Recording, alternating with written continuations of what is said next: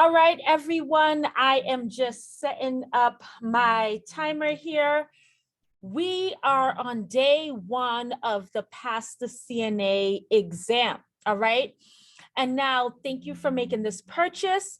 I am not only going to get you to pass the CNA exam, I tell all my students, and I'm telling you, even though you're not my student, that I want you to keep going. So in healthcare, you have to know how to pass multiple choice questions. You will have access to this recording for a lifetime. This is going to get you to pass any multiple choice exam for any future certificates or degrees that you may get. So I definitely want to follow up with you here. So what we're going to do, you are going to have to, let me cancel this. Sorry, I'm just setting up something. You are going to have to hold on to this video and refer back to it even prior to the CNA exam, because I am about to show you everything that you didn't know that went into answering a question. So this is 5 days. I think day 3 or day 4, we're going to get to reviewing the most important topics for CNA schools. So don't worry, we're going to review content. But this solid time frame is showing you how to answer the multiple choice questions. And in order to do that, we have to get into things like logic and reasoning. So I'm going to move very slowly. Feel free to pause the recording, take notes. I'm going to open up the ebooks that you received, show you how to follow through and read them. And it's going to be a game changer for you. So let us get started. First, before I show you the content, I want to talk to you a little bit about why exactly it is difficult to answer a multiple choice question. So imagine if I, as a professor, and I am a professor and now have my own school, if I gave a test and to 100 students and all 100 students got it correct, every single item, right? You wouldn't even have confidence that they knew. You wouldn't be able to pick an A student, see who's an A student, might be exceptional, B students, C students, right? So the students might be happy, but they wouldn't be like a standard, right, for the field. So you have to think about it like that. Then imagine if I gave an exam and all students failed. You would have to look at my teaching, because how could it be that I gave an exam to 100 people and 100 people failed the exam? So that is the beginning steps to let you know that there's a science to writing the exam. And so with that, there is something that I want to show you here. So let's keep that in mind. I have a couple of whiteboards. So bear with me here. I'm going to have to share my screen a lot.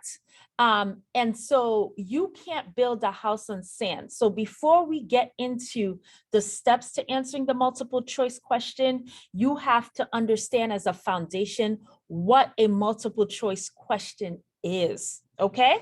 All right. So you have a question. All right. Any question. What is a multiple choice question? Let's just do that. This question is called a stem. So now I'm getting into the brain of the person who writes the questions, all right?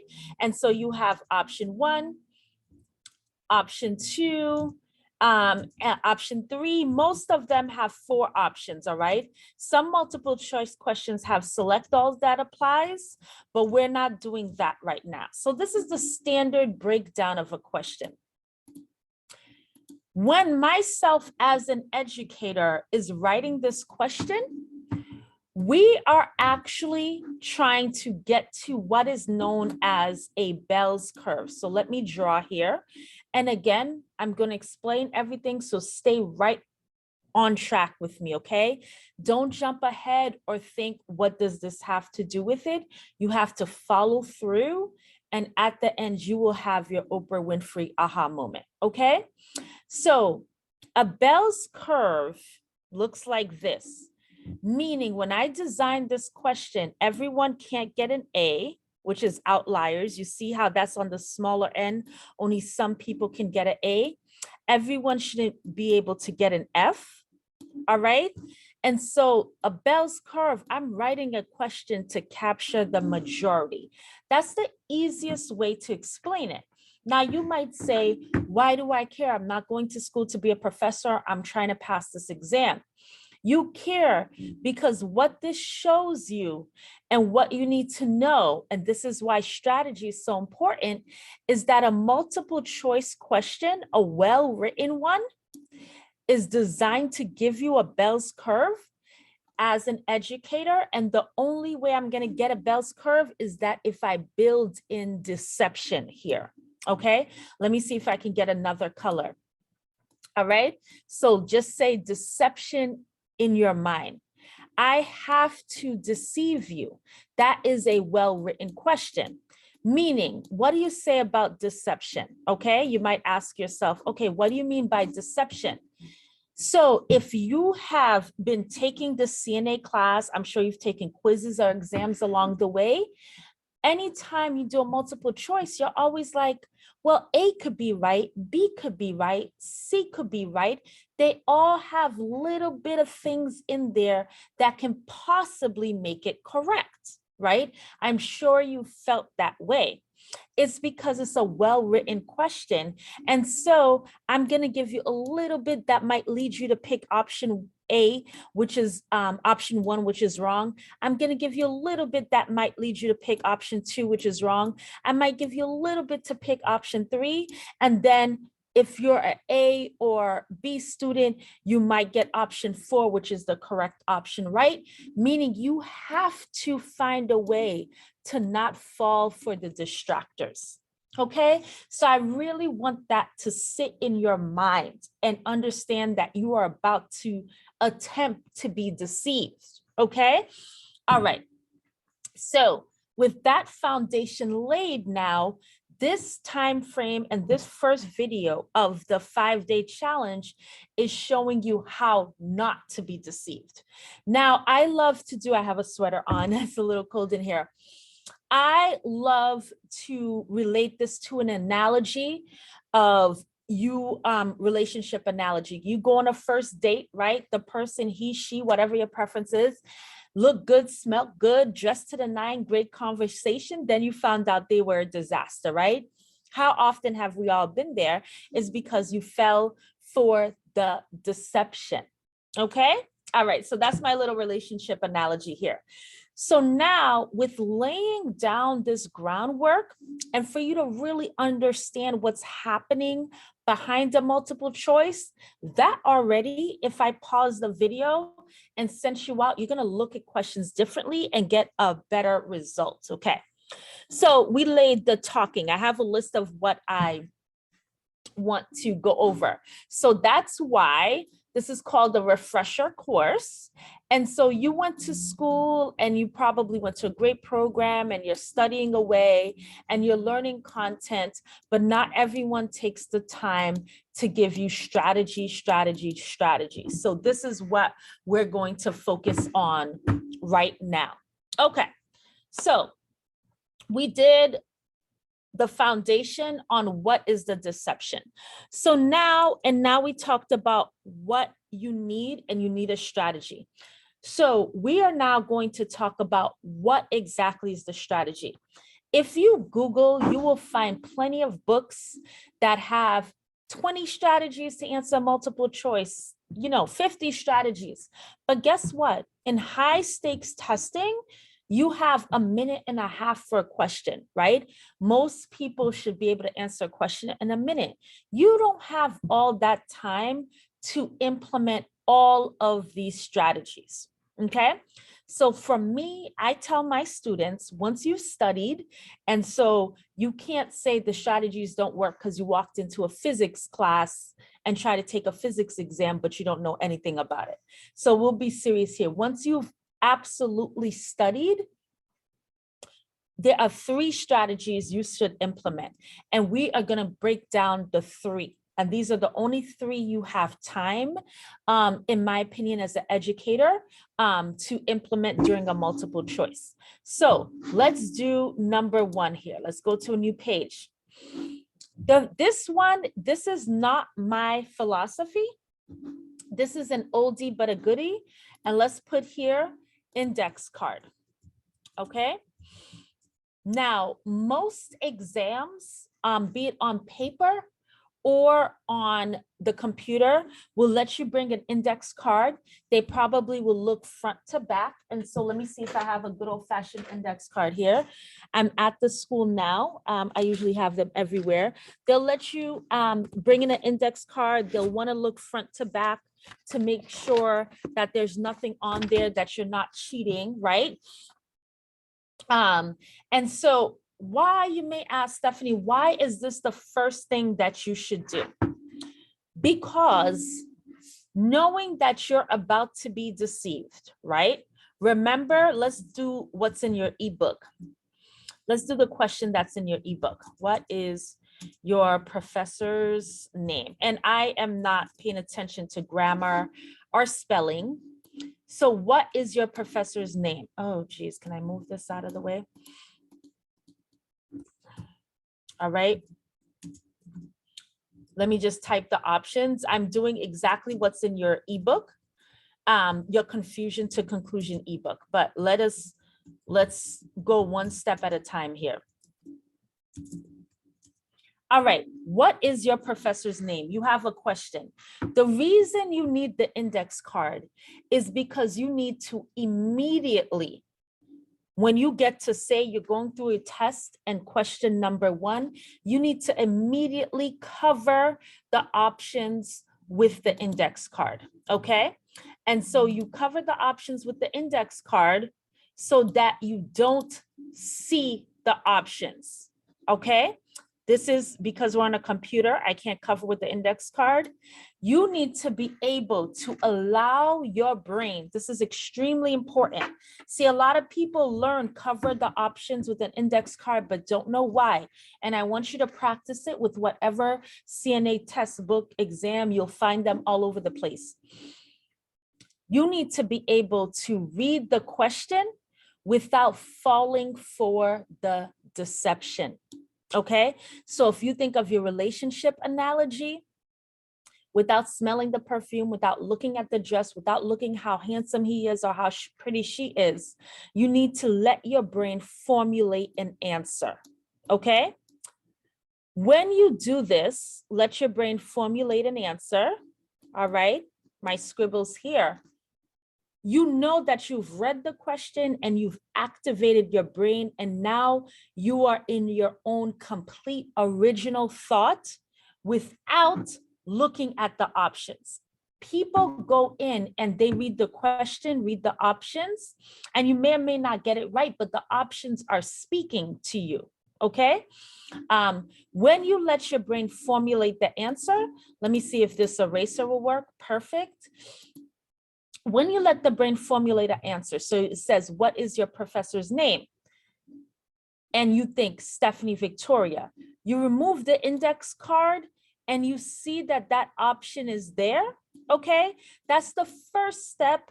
At least you know that you understood the question. Whether this option is correct, we're going to go through more steps to vet it, right?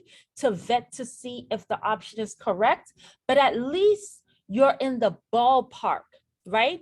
Because what happens when you let your brain formulate an answer, and let's say, ooh, I deleted the whole thing. Can I undo this? Geez. Let's say, what is your professor's name? And you came up with Jennifer. You removed the index card, and what your brain said is not even an option there. You will immediately cover the options again and reread the question. Does that make sense? And I'm happy this is a recording that you can really pause. I'm recording it during the challenge, and that everyone on here can really pause and think about it for a second. If you read this and it said, what is your professor's name? the options were covered with the index card and you came up with Jennifer and you looked and Jennifer, what your brain thought of wasn't even an option on there, you've immediately identified a first problem. A first problem is that you don't understand the question. Do you see what I'm saying? So I would cover the options again and now reread the question. And this right here, guys, this is almost worth the whole, 5 days. Reread the question because there's something about the question that you don't understand if you came up with an answer that's not even here. All right, so I want you to right now pause this recording and let that marinate in your mind. Okay, so that is why this is tip or strategy number 1 on how you are to answer multiple choice questions. You must have an index card. And if the test is on, I'm just gonna drink my coffee here, don't mind me. If the test is on a computer, you can cover it with your hand, right? Nobody would say you're cheating, you're sitting somewhere taking a test, just cover it with your hand.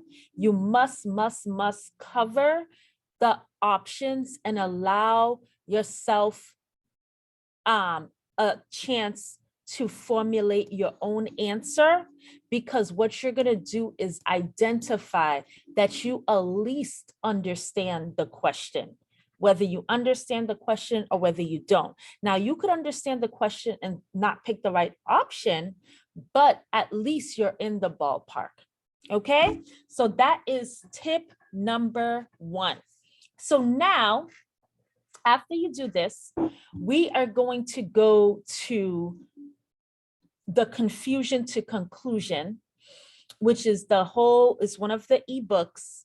And this is what I came up with. I've been teaching nursing students. So tip number 2 is, or strategy number 2, I shouldn't say tip. Strategy number 2 is confusion to conclusion. Okay, so you've come up with an option. And so now let's switch gears to show you how to now really have confidence, like that option is the correct answer. Okay. Now, bear in mind, when I say a minute and a half, of course, I'm giving you the explanation and we're doing a teaching session. So we're taking a lot of time. But if you've studied, it doesn't take you long to, what is your professor's name? Stephanie, Victoria, Jennifer, whatever answer you come up with. So that's a matter of seconds if we're keeping it in the time frame of a minute and a half. So when you test yourself, let's also put here that you need to be answering questions. I say students need to get to answering question in 60 seconds, but a minute and a half is 90 seconds, okay? So when you take your practice exams and you time yourself, have a timer, you should be 60 seconds or to 90 seconds. So if you're taking let's do simple math. If you're taking a 60 question practice test, 60 times 60 is 360, right? So if you time yourself, you should be done in 1 hour, right? 1 minute per question, 1 hour, you should answer it. And then it's not that you're done and you failed, is that you're done in that time frame and you passed. Okay, so we'll talk more about that. So that's a strategy. Now let's focus now. The bulk of this time frame that we're here on day 1 is going to be dealing with strategy number 2. So I want to this is the whiteboard. Everyone who has okay. Let me figure out, guys. I'm going to close the whiteboard and I'm going to open, I'm going to share screen with you. And what I'm sharing with you, just so you know, is the ebook Confusion to Conclusion. And it's just going to be huge on my screen. Let me just try to figure out where it is. Sorry, give me 1 second. I think it should be in the screen here. Okay. So let me move this out of the way. Before we get into the confusion to conclusion, there is one word that I want you to know, is logic, right? The definition of logic. So a couple of things that you have to understand. Sorry, real quick, let me stop sharing and open up a different whiteboard. So what is logic? Ooh, where is this? Where is this? I had the definition for logic up. Sorry, guys. Give me 1 second. Let me stop this video. Oh, I want to pause. Cancel. Okay, so logic here, before we go into the confusion to conclusion, which is your strategy number 2. Again, you can't build a house on sand. So the same reason I gave you the rationale behind why strategy number 1 is covering your options and using an index card. Before I go into strategy number 2, I have to lay the same foundation for you, okay? So are you following along with me? If you need time to digest, remember, brilliant thing about virtual environment that we are in, pause the video or rewind so that everything can really cement in your brain. You go to class, you're studying, okay? Now you have to enter the logic of something. And logic is an extremely important in everyday life we use when we say use your logic. And people sometimes use it as in a condescending way, but you have to really understand what that means. So logic is a proper or reasonable way of thinking about something. Now, before I continue, your schooling, what your schooling is doing, and when you learn about falls and the skin and Foley catheters and everything like that, all of those topics, concepts, chapters, whatever word you want to use is forming, let me try to draw an umbrella, right? I'm not an artist here by far, is forming an umbrella for which, or parameters, we could use the word parameters, that you will be able to use to frame your logic in answering a question. Does that make sense? So yes, there are logic just in everyday world, like walking across the world. A proper, reasonable way of thinking about something is that if you stab someone, I don't know why my brain went to stabbing, it would hurt them, right? That's logical for you to think that. But now that we're answering CNA questions, right? So you take a class and you have exams, right? So the content that you're studying, the class, the chapters, whatever, is creating a framework or an umbrella, okay, that you are able to form logical basis under. So now when we have a question, all right, the proper or reasonable way of thinking about Foley catheters or skincare is determined based on what you learned, okay? So that you need to understand logic. Now, again, before I go to strategy number 2, another thing in logic that you need to understand, and I didn't make this up, this is just Google the definition of logic, so you could Google it for yourself. There are statements in philosophy or logic called if-then statements. Now I want to share screen so you could just see right on Google. Share screen will close the whiteboard. Do you want to continue? Yes. I want to share screen so you can just see right on Google if-then statement. Let me see if I could find it here. And what that means. An if-then statement, if you see here, let me annotate so you could follow, all right, is a conditional statement, is a statement with a hypothesis followed by a conclusion, all right? If this happens, then that will happen. This is a if-then statement. Now, again, you may be saying, why are you bringing up this if-then statement? Follow me, I'm still bringing up the logic for you. Everything that you've studied, right? If you've studied what happens when a patient is not turned and repositioned, right? If a patient is bedridden and not turned and repositioned, then they can get pressure ulcers. Do you see what I mean? So although the person who taught you and the chapters didn't say that this was a logical if-then statement, I want you to see how if-then statements are in everything that you're learning. If you don't sit a patient up to feed them, then they might choke. Okay, so that's just two examples. If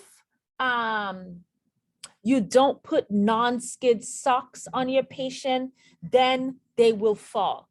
All right. So again, we're not going in abstract land. This is all kind of what's built into what you're learning. Okay, so that's good. Now, in order to prove this if-then statement to students, I always teach a domino effect. It's called staggered thinking. When you read a test question, your brain is automatically supposed to have this staggered thinking, and you think the scenario all the way through. So whether you play dominoes or not, I'm sure everyone has seen the videos or seen domino walls being built up where you stand up the little dominoes and you flick one, push one down, and all of the other ones start to fall. That's kind of my way of thinking about if-then statements. Does that make sense? And so before I go into conclusion, confusion to conclusion, I want to show you this awesome, satisfying video. Let me just make sure I'm gonna stop screen share, and I'm gonna share again, make sure it shows on the YouTube.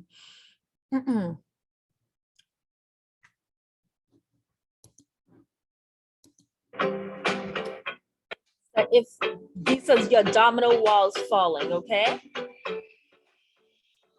So get to it. I want to get to it actually falling.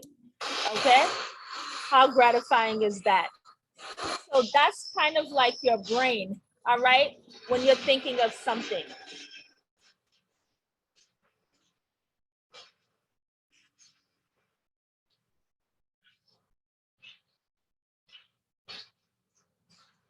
Ooh, let's let it get all the way through.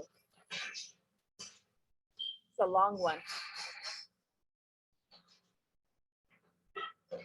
Wow.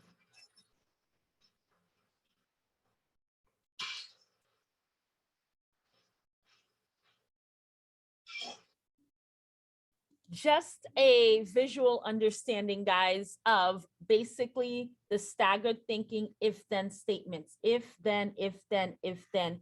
When a question's presented to you, you have to follow that train of thought all the way through to completion.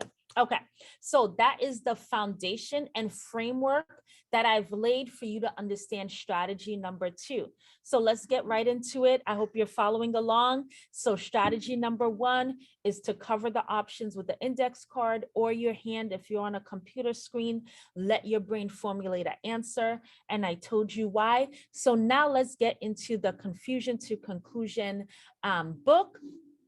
And let's talk about strategy 2. So I'm going to open that for you, and you have this as well. It's one of your ebooks. Okay, so this is, let me just move this out of the way. I'm going to make this a little bit bigger. So this is my ebook, multiple choice questions, brand new method for choosing correct answers, confusion to conclusion. I want, before we continue, look at this statement here and let this marinate. Again, don't keep going through. When you're learning, so you don't have to keep going back and studying and studying and studying, you need to pause right where you are to make sure you really cement something in your mind so that you can proceed. The correct answer ends the confusion created by the question. The correct answer ends the confusion created by the question. You have a question, a statement. What is your professor's name? Question mark. All right. That question mark is almost like it means that there's a confusion, right? That's what a question is. You don't know, right?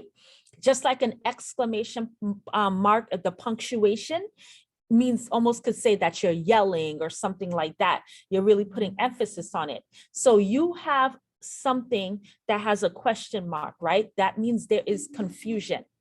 Now, the correct answer will end that confusion. So let that sit right there, and you will see how that goes proceeding as we move forward. So this is just the copyright information. Now, let me make this a bit smaller. This is the abstract, but then we're going to delve into it so you can see it as plain as day. You have a question, and we've got to get to the right answer. The right answer and the question mark is a complete thought. I want that to sit there in your brain for a second. The right answer and the question is a complete thought. So what is your professor's name? Stephanie Victoria. That's Stephanie Victoria is your professor's name. It now makes it a period, right? You have an aha moment. The correct answer, now it's no longer a question. It's an exclamation or a period. You've ended the confusion. So Stephanie Victoria is your professor's name, period. Okay? So if you need to pause it to just kind of replay it so that can be in your mind. So let's keep going. So now here is the diagram. So that was the abstract visualization. And now we have the diagram for multiple choice questions. Read the question carefully. You've read it carefully. What is your professor's name, right? Remember, you were covering your options. You've read it carefully. You now select an option, or you think of an answer, I should say. Come up with your own answer, right? So now when you come up with your own answer, you say that is option 3, letter C, okay? There's no real question here, just to see. Remember, I said you were gonna validate it. So now, look at this. A says, based on my knowledge, let me make this a little bit bigger, and you don't have to commit this to memory. Based on my knowledge of the topic, which option is best, okay? So you came up with option 3. Have I analyzed all of the facts in the stated question to see if my selection is in line with my knowledge? Now, remember I said the knowledge you learned on chapter 5, chapter 6, whatever, forms an umbrella or parameter by which you are to do logical thinking, okay? All right, so have I analyzed all of the facts in the question? Meaning that's why I said that first strategy is extremely important to make sure that you've got the question correct, because you could have a question on a piece of paper or on a computer screen, but your brain, you still don't fully understand it. So have I analyzed all of the facts in the stated question to see if my selection is in line with my knowledge? Okay, you could say, yes, I have. Am I missing anything in my understanding of the question and my chosen answer? This C here, I want to take a moment and fully kind of like delve into C a little bit. You may understand the question, and I know a lot of us in studying healthcare, this is another reason we get it wrong.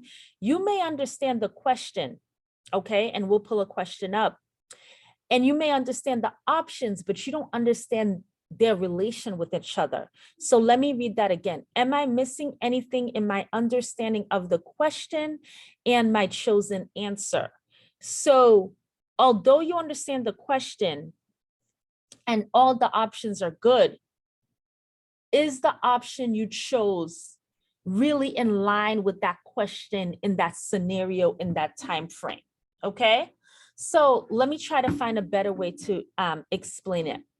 For example, so we have my name, Stephanie Victoria. I'm a wife, mother of 3. entrepreneur, educator, nurse, right? So if you were to ask, let me see. If you were to ask, what do I do for a living in 2022? And you had nurse and you had entrepreneur and you had wife or mother, although they all have to relate to me, the question was very specific in saying a living and in saying the year 2022. So the correct option would be entrepreneur because that fits the time and circumstance and all the caveats and parameters of that question. Where if you had said nurse, that would have been true a few years ago. Does that make sense? So you have to let that, this C is very important. They're all very important, but the C is very important. So once you identified that, okay, I really have read the question carefully. I really feel like I understand what the question's asking me. I formulated an answer. Great. I look, I move my index card on my hand and I see that, you know, what I think is there is listed as one of my options.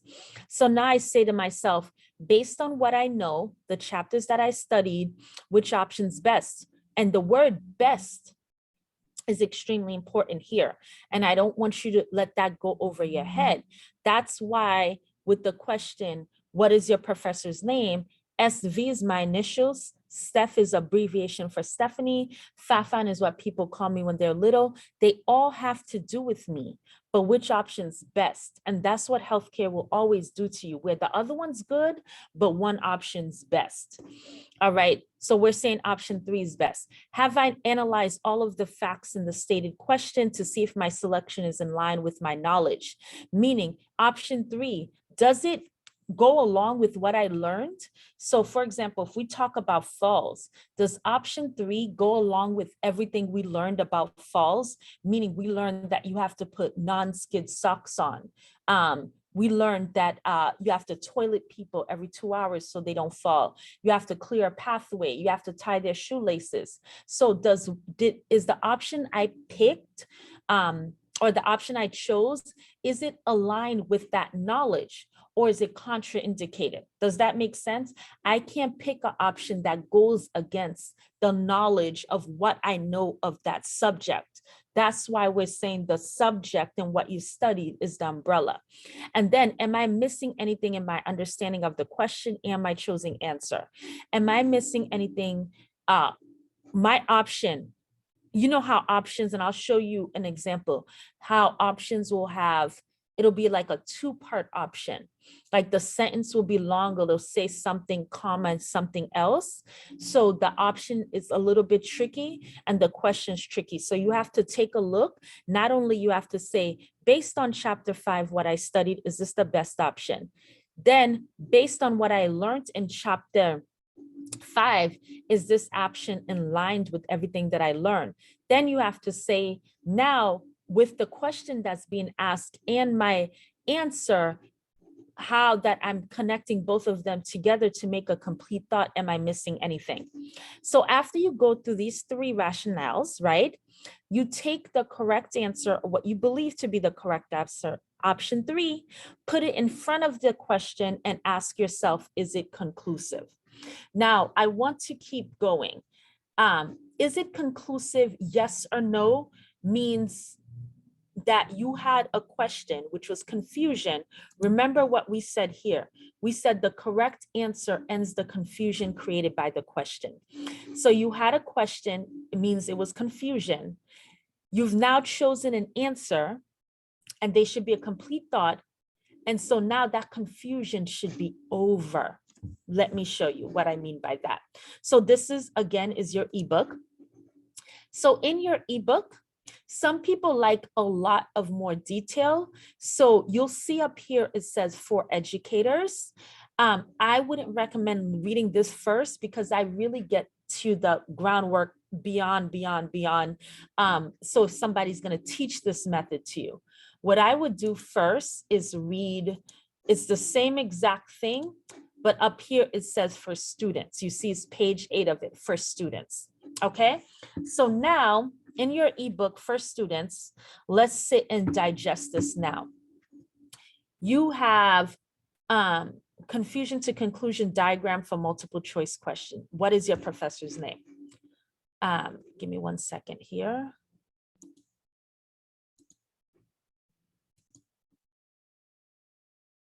Okay, so what we're going to do here, of course, you can read this on your own, but I want to go through it with you to highlight some things. What is your professor's name, right? Just standard question.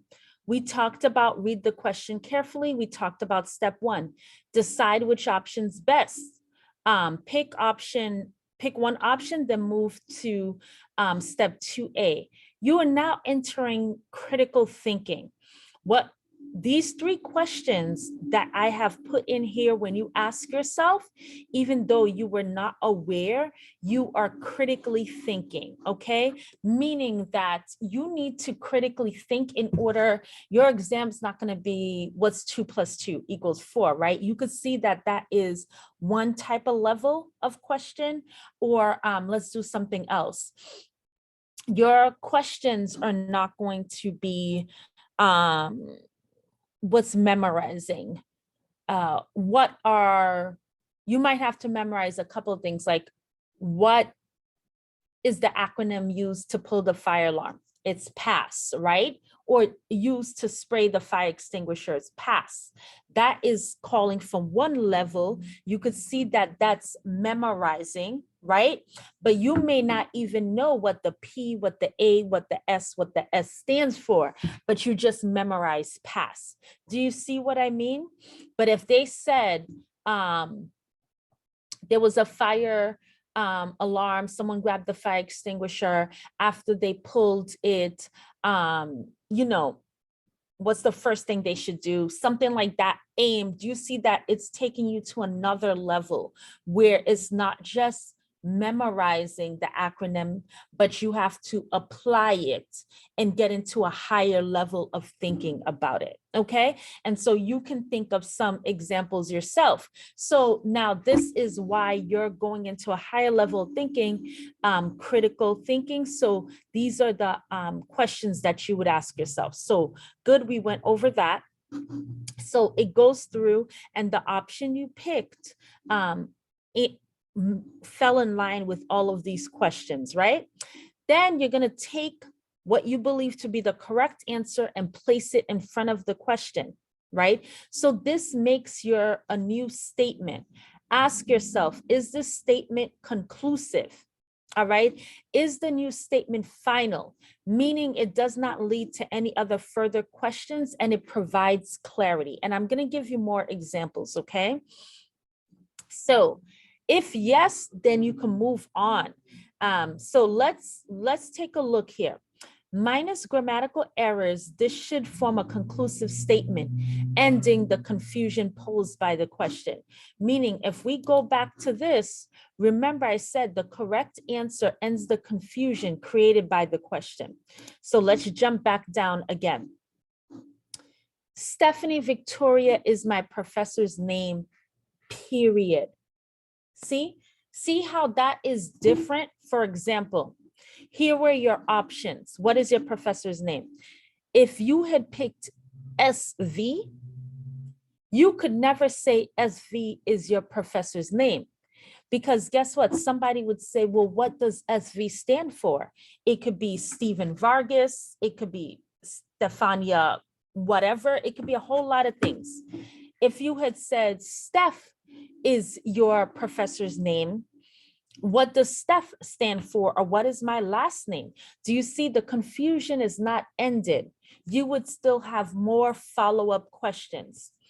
If you said mom is your professor's name, mom is not a name, it's who I am to my children, right? So the only one option here, Stephanie Victoria is your professor's name, period. So this goes from a question mark. Let me get my drawer out. It goes from a question mark to an exclamation. I mean, to a period or exclamation. You see, Stephanie Victoria is your professor's name now, period. Does that make sense? That right there is going to change the game for you guys in terms of the questions. Now, here where people get confused is that you see the grammar might not flow. Stephanie Victoria, what is your professor's name? The grammar might not flow, but because you're making a sentence, but the essence of it is there. Stephanie Victoria is your professor's name. So let's continue to scroll down because there's some more that I want to show you. Let me stop and move this to a mouse. Let me just erase these so they're not in our way. And I hope you could see that this right here is going to change the game for you. Okay, let me move this. We talked about that. And so again, this, you might need to read through this 2-3 times, and then you'll have some questions that you'll plug in to see how it works.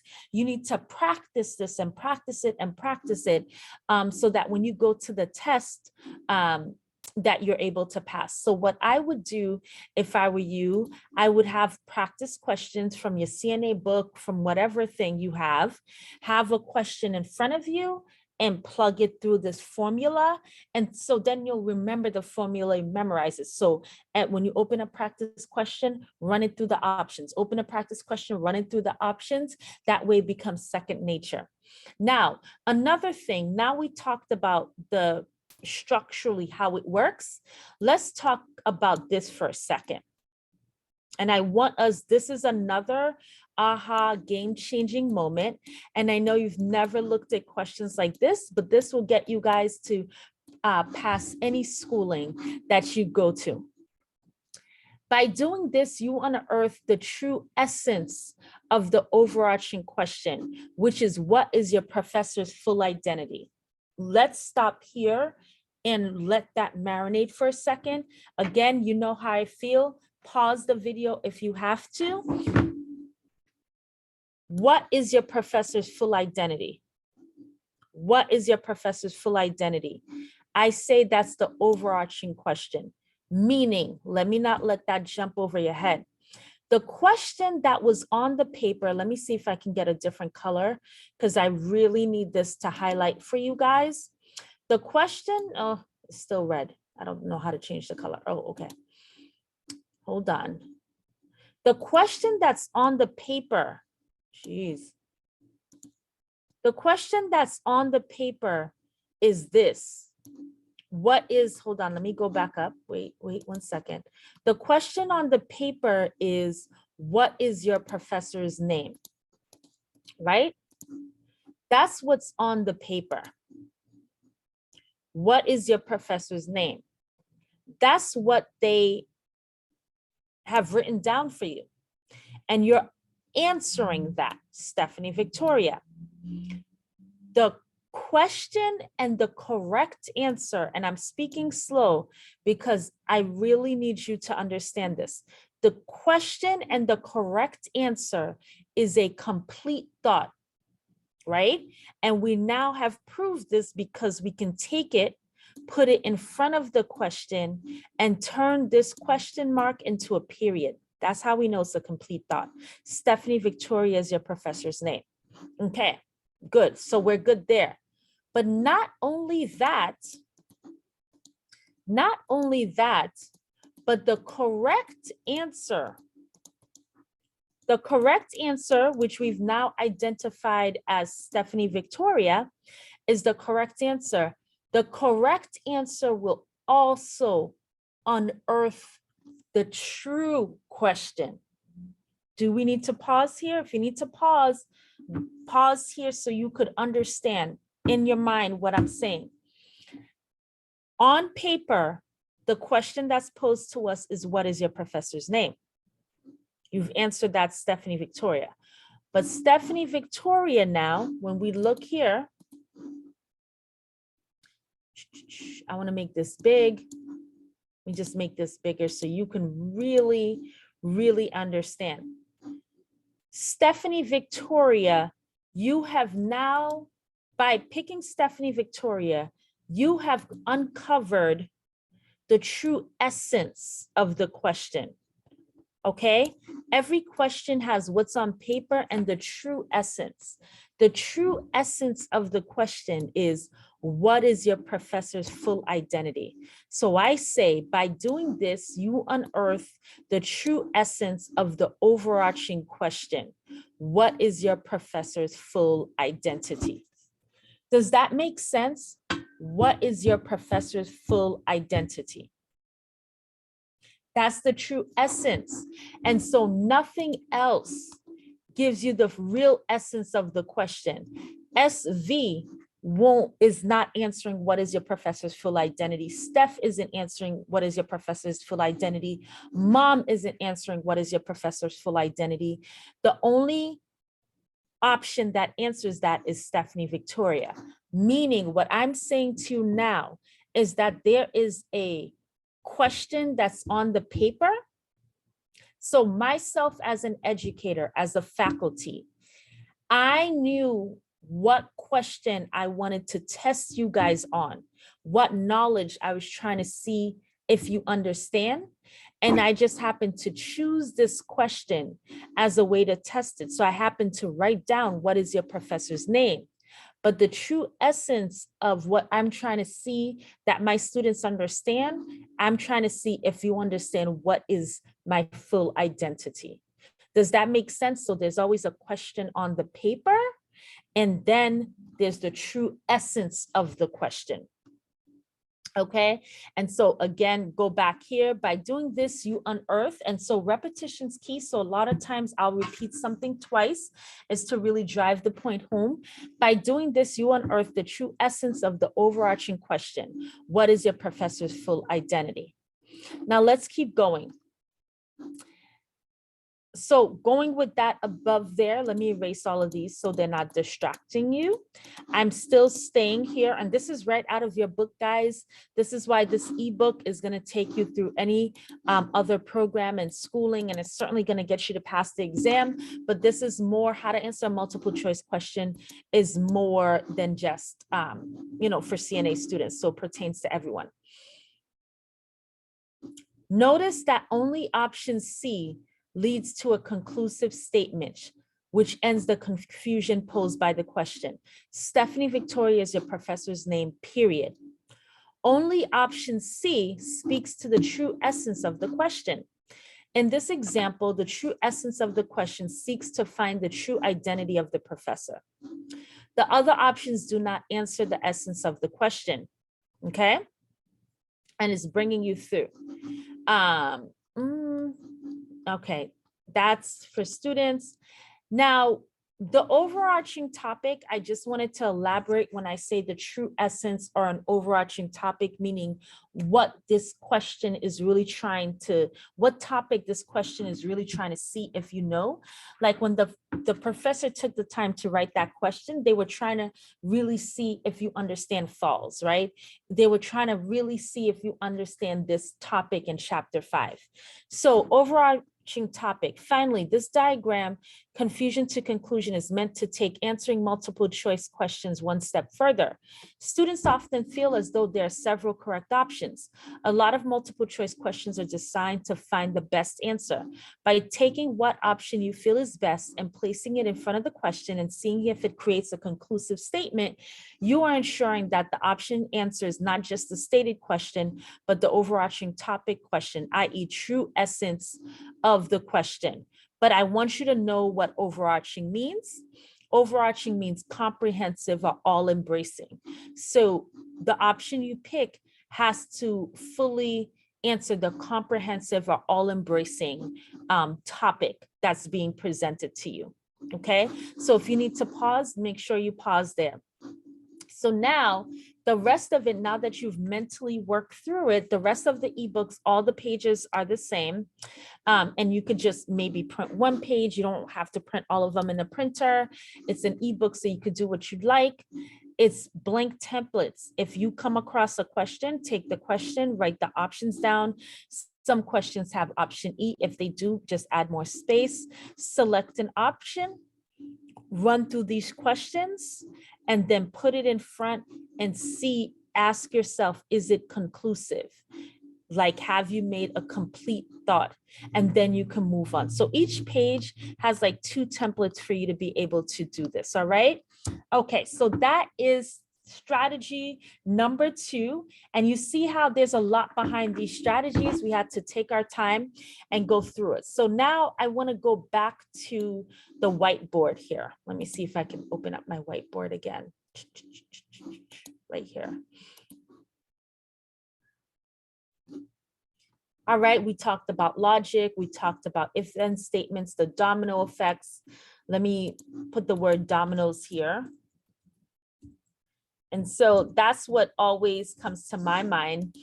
And then now let's take a question, right?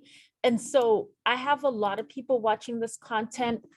Although I'm talking about people trying to pass the CNA exam, you can see multiple choice questions are everywhere. And the principles of logic and the steps go beyond a CNA exam, okay? So drink a little coffee here. A patient continues to cough while you as her CNA are feeding her.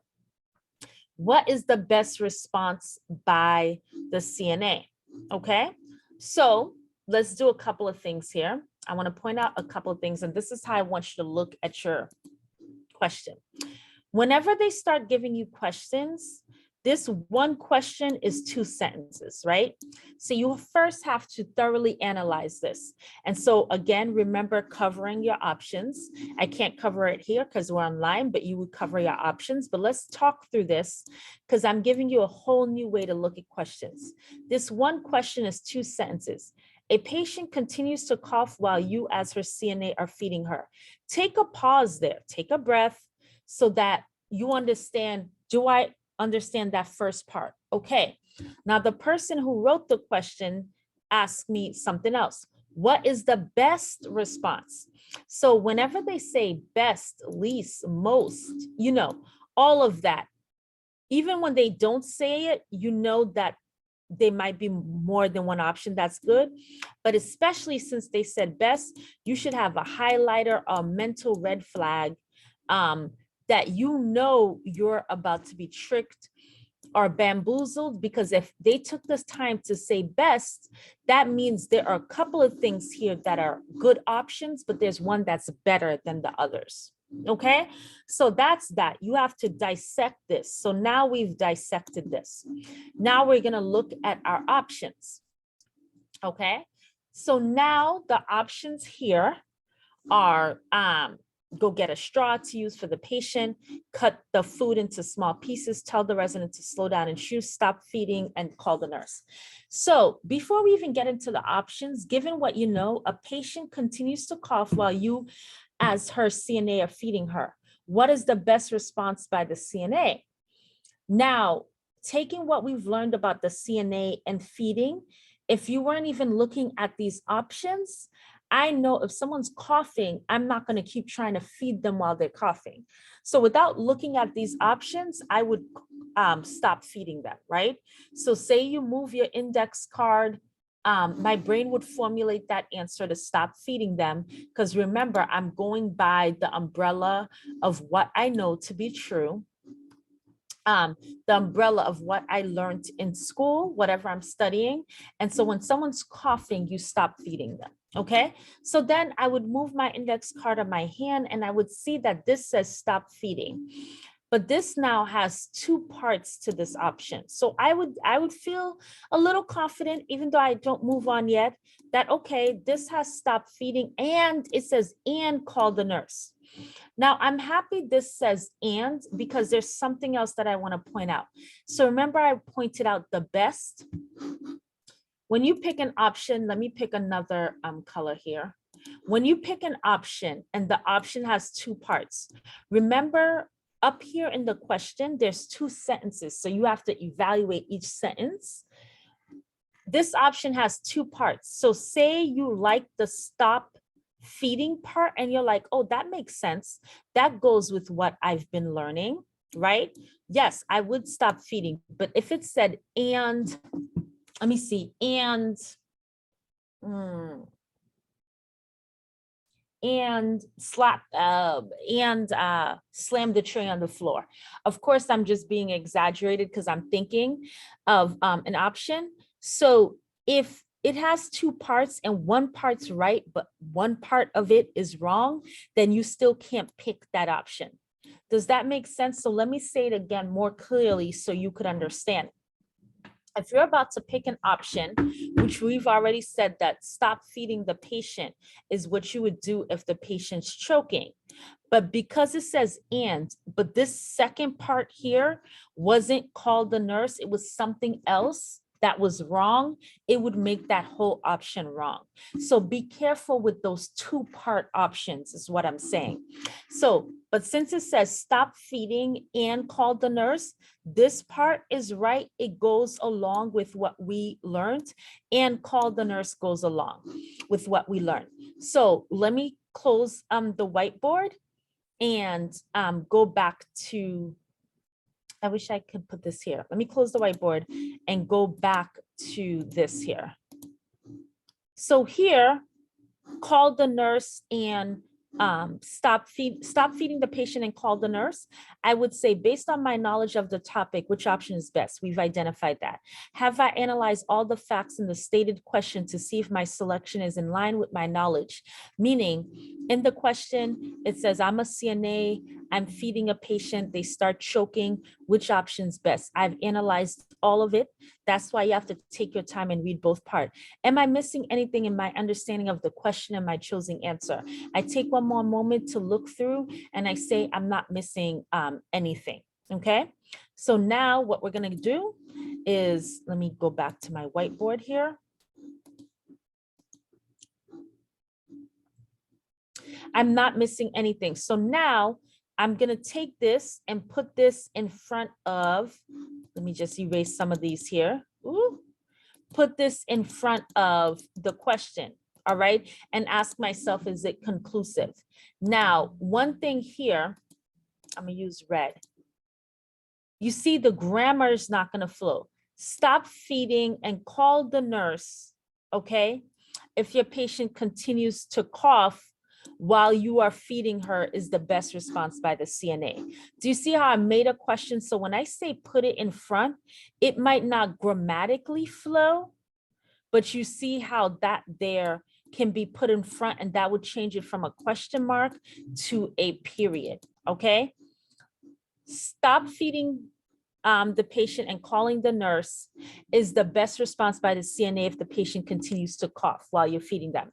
And you could see here, go get a straw for the patient to use is their best response by the CNA if the patient continues to cough. And then someone might say, oh, well, can you cut the food, or what were they drinking? You see, it's not conclusive. If you say cut the food into small pieces, but then someone could say, well, would you keep feeding them? Tell the resident to slow down and chew. I could say, were they coughing while they were drinking or while they were eating, right? So this one here is the most conclusive and best response. All right, so that whole there is strategy number 2. So let's review the strategies. So you have strategy, and we have one more strategy to go. And think about everything that we're putting in, guys. And I know you will never look at a multiple choice question the same again. So strategy number 1, I'm calling it index card or cover the options, okay? Strategy number 2 is the, oh, let me put this away. Strategy number 2 is the confusion. Let me move this out of the way. Hold on, just get out of here. Is the confusion to conclusion diagram, model, whatever you want to call it, running it through that whole process of questions that you ask yourself. Trying to make this bigger for you. And now strategy number 3, let's talk about strategy number 3. Rationale for your elimination. This strategy number 3 is almost overkill. If you do 1 and 2, you can move on, but just as a final thing, right? So you read the question, you covered your options, you answered. You look, you're like, oh, what my brain came up with is here. So now you're gonna run option D through the vetting, right? The confusion to conclusion. You're gonna tell myself, did I read the question completely? Is it in line with my knowledge? Am I missing anything? You're gonna ask yourself those 3 questions. You're gonna put it in front. It still flows is the best. But one last thing, so you could stop there. That there is gonna get you through like all of your exam. As long as you've studied, it could be strategy 1 and 2. But one third one I like to point out to people is that your brain, what you need to understand, you're going through high stakes testing and your brain knows that you have to come up with an answer, right? You're timed, you're panicky, you're like, oh my goodness, I don't want to stay here too long on this question.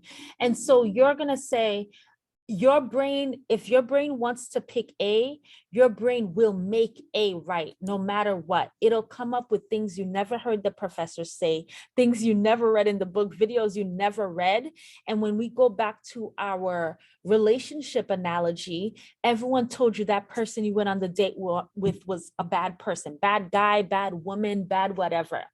But you wanted it to be right so bad that you made it right. Okay, so your brain is going to make A right. So it is easy to rationalize why something is right. It's easy to rationalize why a wrong answer could possibly be right. So you need to also, if you're saying A is correct, let me make sure I say that right. If you're saying A is correct, you are thereby saying B, C, and D are incorrect. And so let me go back to my, what is your professor's name? Okay, so just my standard question, just use a plain old question, guys, and then start taking the questions out of your book. So let's go back to this, hold on. Okay, so let's go here to what is your professor's name? If you are saying that A is correct, you've given yourself a rationalization, you've made it right in your mind, right? Because even if you're a good student, I'm sure nobody has gotten an A on every single question, every single exam they've ever taken in their entire life, right? So you're saying that A is right, and you're giving yourself a rationalization. A is right because da da da da, whatever you want to say. She has initials of her tattoo, which I actually do, and you rationalize that. But if you're saying A is correct, you are thereby saying B, C, and D are incorrect. Okay, follow me? And so the same way you rationalized why A is correct and gave a rationalization, you have to rationalize, give yourself a rationalization why B is incorrect, why C is incorrect, why D is incorrect, okay? And if you get to an option where you are about to rationalize why it's incorrect, like you have to say to myself, I'm eliminating this because, if you get to something and you can't say why you're eliminating it, you start stuttering, you need to take a second look because you might be making a mistake. All right. So I always tell my students, I have $1 million in the bank. And if anyone can give me a coherent, logical, remember the logic word, rationalization on why C is incorrect, that $1 million is yours. And then I wait and I wait and wait and say, I guess nobody wants the money, because you really can't say why you're eliminating this. And that's why strategy 1 and 2 will get you to pass the exam as long as you've studied and know the content. Strategies 1 and 2 will get you that grade. Strategy 3 is the final cherry on top. That's my bonus one, my extra one, my true like nail in the coffin. I'm getting an A on this exam. If you stumble and you can't say why you're about to eliminate C, it means you're about to make a mistake. So to me, it's more important, instead of finding, no, not more important, but this is like the cherry on top, holy grail. So that's all we have for our, let me go back to the whiteboard. Let me go back here. So for our strategies here, I hope you found this helpful. Feel free to email me, but your top 3 strategies, to me, these are the only 3 that you need once you've studied. I've explained to you the fundamentals groundworks that goes behind it. Strategy 1, cover your option. Strategy 2, implement the confusion to conclusion diagram. Strategy 3, your rationale for why you've eliminated the other ones, which is your final like checks and balances. You know what I mean? Safety check. It's your final checks and balances. These 3 strategies will get you to pass any multiple choice exam, especially once you have studied. So go ahead and use these strategies, review what is logic, if then statements, domino videos, put everything I taught you into effect. Go take a practice exam, CNA practice exam, and definitely let me know your thoughts, or take any practice exam for anything else that you're studying, my nursing students, my pre-med students, and let me know your thoughts on this, okay? All right, so this is the last kind of multiple choice strategy session you'll ever need. All right, take care.